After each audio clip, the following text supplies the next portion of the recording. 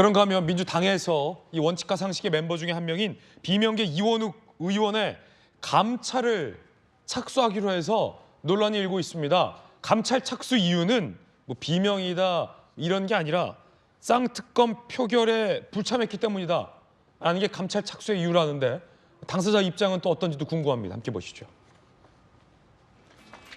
지난해 12월 쌍특검 통과 당시 민주당 의원 중에 유일하게 불참했다며 민주당의 윤리감찰단이 이 표결은 당론인데 표결에 응하지 않은 건 해당행위다 라며 당원 위배와 해당 행위로 지난달 말에 감찰에 착수했다고 합니다.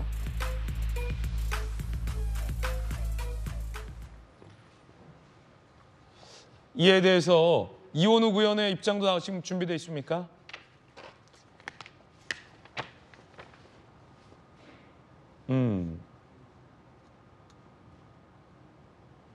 감찰단은 상시 문의를 진행할 수 있는 기관이다 라며 정식 조사 등이라 인식 못했다 라며 자 의아할 따름이다 라는 반응을 지금 이원욱 의원은 보이고 있습니다. 당내에서는 이게 표결 불참이 해당 행위다 라는 게 감찰 이유지만 원칙과 상식의 핵심 비명 의원을 찍은 건 아니냐 뭐 이런 논란도 재현되고 있다는데 진주영 교수님 이 문제 어떻게 보십니까? 당론이라는 게 참 뭔지를 모르겠어요. 국회의원은 헌법기관이거든요. 한 사람 한 사람이 헌법기관인데 묶는 게 좀 이상하고 그다음에 거기 표결에 불참할 수도 있잖아요. 화장실 가거나 뭐 하거나 뭐 어떤 사안인지도 모르고 이게 꼭 지금 정식으로 지금 저게 그 징계에 올라간 건지 지금 불분명한 것 같거든요. 네. 뭐 누군가 문의한 거 정도가 지금 알려진 건데 정식으로 뭐 만약에 징계 상신이 됐다면은 이거 뭐 나가라는 얘기죠, 뭐. 나가는 얘기다. 네. 그래서 저는 이런 문제까지 너무 좀 민감한 게 아닌가. 그 국회의원 한 사람 한 사람들이 자기 소신들이 있는데 그런 것들을 지키면은 뭐 비판을 할 수 있을까? 뭐 당론을 왜 위배했느냐 비판하고 비난할 수는 있겠지만 징계를 한다 이건 좀 다른 문제 아니겠습니까? 예. 과도한 조치인 것 같아요. 서지현 부대변인 감찰 착수했다는 보도 나왔는데 맞습니까? 저도 언론에서 봤는데 사실 이게 시청자분들이나 일반인들은 조금 생소할 수가 있어요. 저도 처음에 생소한 부분이 어떤 부분이냐면 감찰은 하고 징계를 하려면 윤리위 해부를 해서 확인하는 건데 예. 감찰에서는 문제라기보다는 이런 건 윤리위에서 한번 검토해 보세요 이렇게 올리는 과정이 있는 것이고 저도 비정치인일 때는 왜 당론이란 걸 통해서 왜 이걸 해당 행위로 규정을 짓지 하나 보니 이거는 일반 의회에서도 구의원들도 토론을 치열하게 합니다. 치열하게 하고 본인이 왜냐하면 이게 정치적 결사체다 보니 당론을 그래서 다 당론을 정하진 않고 어떤 주제에 대해서는 이렇게 토론을 다 거쳤기 때문에 우리 민주당은 우리 국민의힘은 당론으로 합시다 하면 이걸 따르는 것이 어떤 의무라서 그래서 조홍천 의원께서도 개인적 소신은 사실 검수완박이라고 해야 되나요? 그 당시에도 끝까지 반대했지만 당론까지 갈 때 그 이후에는 표결을 참여해서 찬성했거든요. 그래서 이런 부분은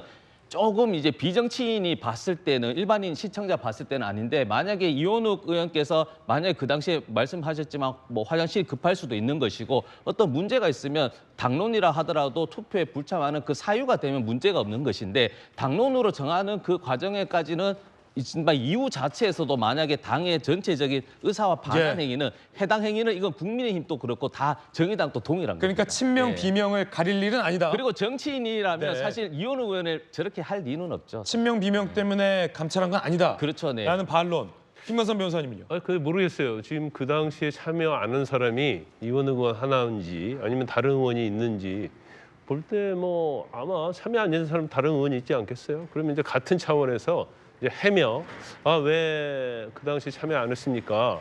나 굉장히 중요한 일이 있었다. 어떤 중요한 일이 있었고 그래서 불가피하다 하면 사실은 뭐 그건 뭐 당연히 그건 이해가 돼야 할 부분은 아니에요. 그런데 지금 친명이고 가장 이재명 대표를 많이 비판했던 이원욱 의원에 대해서 감찰을 한다 보니까 감찰이라는 것은 굉장히 중요한 의미죠. 그냥 전화해서 일단 물어보고 그것이 이해가 되지 않으면 감찰을 할 수 있겠죠. 그런데 감찰을 했다는 것은 일단 뭔가 징계를 전제로 해서 조사를 하는 거거든요. 그러면 이게 다른 사람이 아니고 이원욱 의원이기 때문에 더 이게 파장이 좀 많이 있는 거고 제가 볼 때는요. 이제 엊그저께 김대중 탄생 100주년 기념이 있었잖아요. 그 다들 얘기하잖아요. 뭐 화합, 통합, 포용, 행동하는 양식 그렇게 얘기를 하는데 정치인들이 행동은 반대로 하는 거예요. 상대방 죽이기, 나 비판하는 사람 죽이기, 그런 식으로 정치를 하는 거예요. 좀 대인배 정치가 좀 있으면 좋겠다. 좀 포용하고 나를 비판해도 그래 저 사람은 뭔가 능력이 있고 우리 민주당에서 좋은 사람이야 하면 그런 사람들 국회 갈 수 있도록 해주고 그런 좀 큰 정치를 했으면 좋겠어요. 근데 뭐 이만하게 그냥 정말 먼 쌀이라고 좁쌀만한 이런 정치를 하고 있으니까 굉장히 국민 입장에서 보면 피로감이 있는 거예요. 이른바 지금 뭐 친명 비명의 문제 아니냐라는 논란인데 뭐 현역 비명 지역구의 친명 원외 인사들이 도전장을 내밀어서 뭐 자객 공천 논란도 최근 있었잖아요. 그것과도 좀 연관돼 있을 수 있다 이렇게 보시는 거예요? 당연히 연관돼 있을 수 있죠. 어떻게 보면 굉장히 아이러니컬한 거예요. 이게 공천을 놔두고 왜 친명들이 비명 특히 지금 당에서 당을 비판하는 사람 지역구에 다 내려가가지고 왜 거기 가가지고 그렇게 하는 거예요. 그거 자체는 거기 가면 내가 공천받기 쉽다. 뭐 강성 지지층 갖고 가면 이길 수 있다. 아니면 현 지도부가 나를 공천을 줄 거야.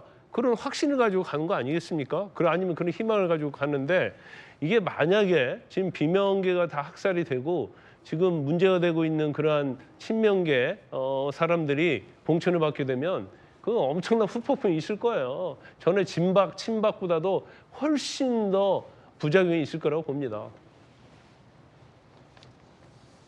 저런 분은 쉬어야 해. 뭐 이런 얘기까지 지금 하단 기사에 나가고 있는데 진중규 교수님은 좀 어떻게 보십니까? 한심한 일이죠. 그러니까 아까 그 말씀하신 당론이라는 거 말씀하셨거든요. 여태까지 뭐 당론 채택 수없이 했을 겁니다. 그렇죠? 그때 한번 표결한 거 한번 생각해 보십시오. 그때 표결에 참여 안 한 분들도 굉장히 많을 거예요. 앞으로 한번 보세요. 그때마다 감찰을 했느냐? 저는 기억이 없거든요. 이때까지 감찰 한 번 당한 분은 딱 한 분 있었는데 그때 기권 한 번 했다. 금태섭 의원 쫓아낸 거 그게 잘한 일이었습니까? 그때 그 결정, 그때 그 민주당의 그런 결정들이 결국은 뭡니까? 정권을 반납하는 일을 맡는. 그러니까 전체가 의원들 대다수가 굉장히 자기가 볼 땐 당이 잘못하는 길로 가고 있을 때 누구 하나가 끝까지 그 정책 비난을 갖다 무릅쓰면서라도 말할 자유는 보장이 돼야 되거든요. 그러니까 뭐 조선노동당도 아니고 저는 그건 굉장히 잘못됐다고 보고요.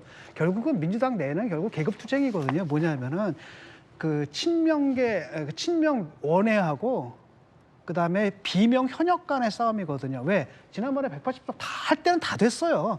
비집고 들어갈 데가 없는 겁니다. 그러니까 비명 떨궈내야 되는 거거든요. 그러니까 그런 이해관계가 작동해서 우리가 얘기하는 그 이른바 개딸 현상들, 그다음에 또 수박 논쟁들 이것들이 좀 물질적 토대가 있다고 보는 겁니다. 그래서 결국은 좀 그런 일들이 벌어지는 거고 지금 그런 것의 하나로 저런 얘기가 나오는 거라고 생각합니다.